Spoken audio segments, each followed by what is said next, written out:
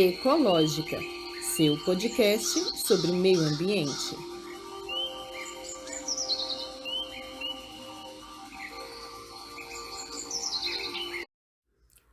Olá, sou Tatiane Costa e este podcast irá explicar, conversar, debater e te atualizar sobre todas as questões acerca do meio ambiente. Sejam todos bem-vindos e bem-vindas. Nesse quinto episódio do podcast, te conto o que foi destaque na COP26, do 5º ao 13º dia de evento, já que a COP foi prolongada por mais um dia. Te conto tudo isso no quadro O Clima que Rola Entre Nós, um quadro para falarmos de mudanças climáticas e da COP26.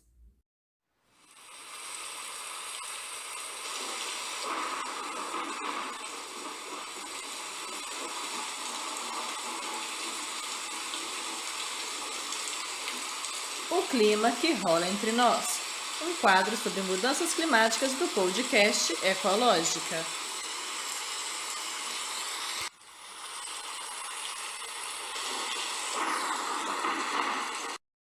Na sexta-feira, 5 de novembro, quinto dia da COP26, o destaque foi a promessa do setor do turismo em reduzir as emissões pela metade, até 2030.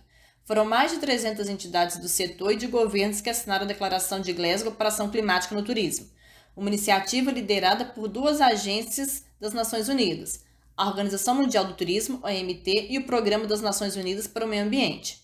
A meta estipulada na declaração, segundo a OMT, são duas. A curto prazo, cortar pela metade as emissões dos gases do efeito estufa até 2030 e, a longo prazo, zerar as emissões até 2050. Os signatários se comprometeram a apresentar daqui a um ano um plano concreto de ação. Além desse plano, prometeram também medir, descarbonizar, regenerar e liberar financiamento para combater a crise climática. Ainda na sexta-feira, ativistas ambientais na COP26 escolheram o Brasil como fóssil do dia nas negociações da sexta-feira, 5 de novembro, em Glasgow, pelo seu tratamento horrível e inaceitável aos povos indígenas. A escolha foi feita após o presidente Jair Bolsonaro criticar a ativista brasileira e indígena Chai Suruí pelo seu discurso na conferência ocorrida na segunda, 1º de novembro. O prêmio é concedido de forma irônica, uma vez por dia, durante a COP, aos países cujas posições e ações bloqueiam o progresso das tratativas nos últimos dias de negociação e existe desde 1999.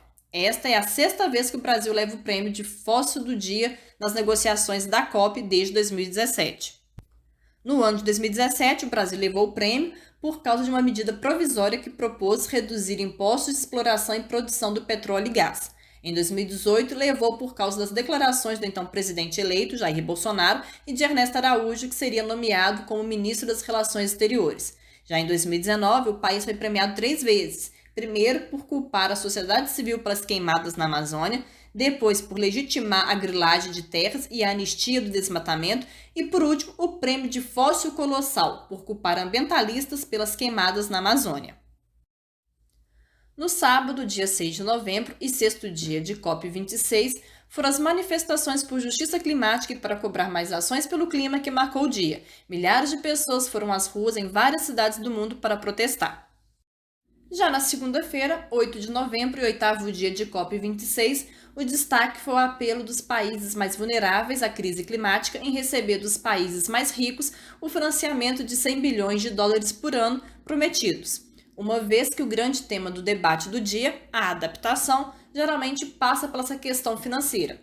A exigência dos países em vulnerabilidade climática para o cumprimento da promessa veio após o anúncio da última semana de que o repasse dos 100 bilhões de dólares por ano para iniciativas de financiamento climático aos países em desenvolvimento será atrasada. O primeiro-ministro de Fiji lembrou que desde o Acordo de Paris, 13 ciclones já atingiram seu país e, por isso, não se pode mais atrasar a construção da resiliência e adaptação. E, para isso, é muito claro e simples, o dinheiro é necessário.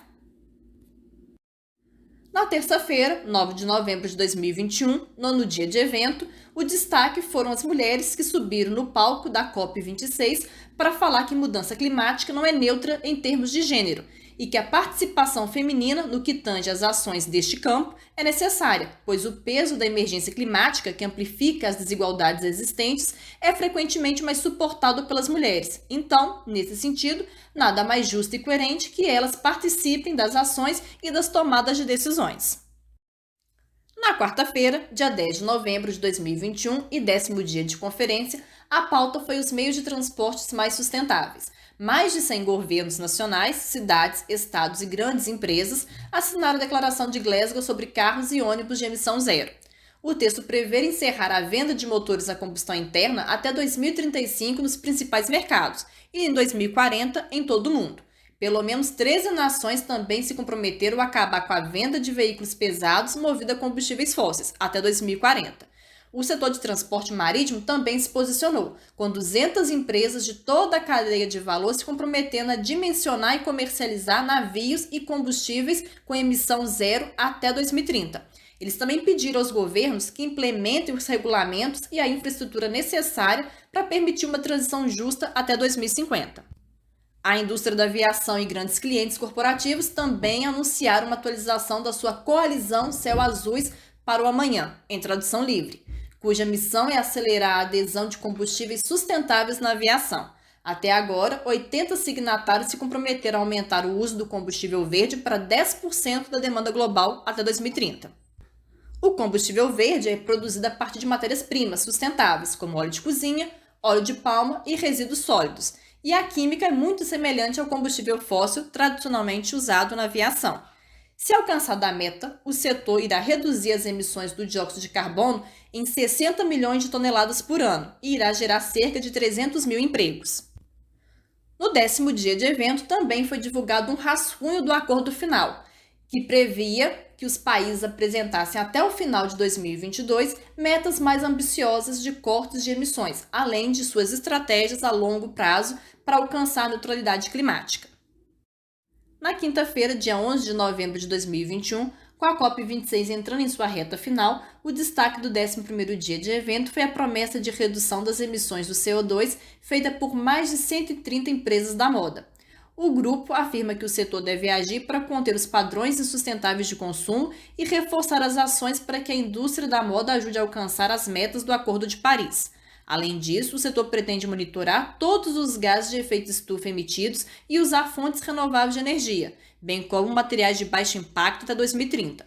O documento foi elaborado pelo Programa das Nações Unidas para o Meio Ambiente e pela Convenção Quadro das Nações Unidas sobre Mudança do Clima, e conta com 131 empresas de moda e 43 apoiadores.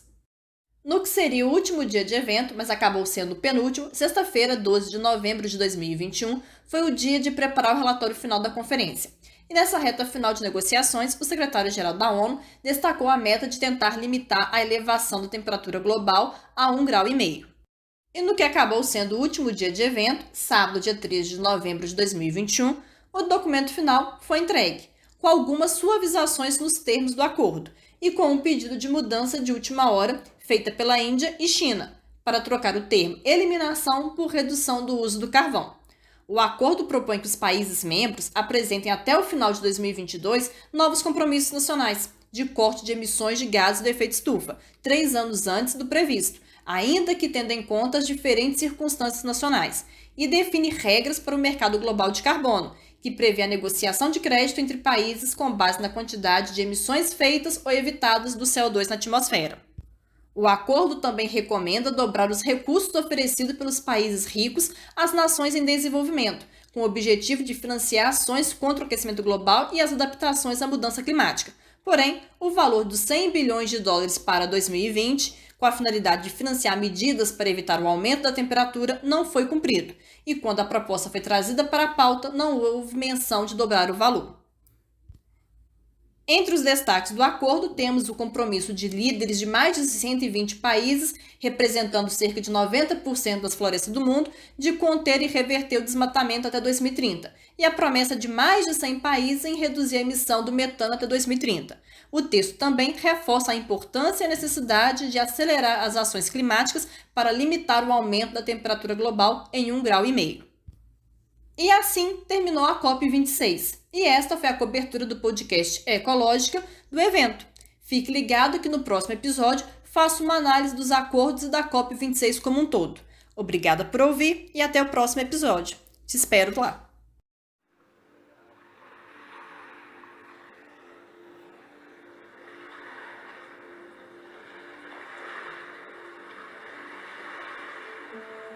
Ecológica, seu podcast sobre meio ambiente.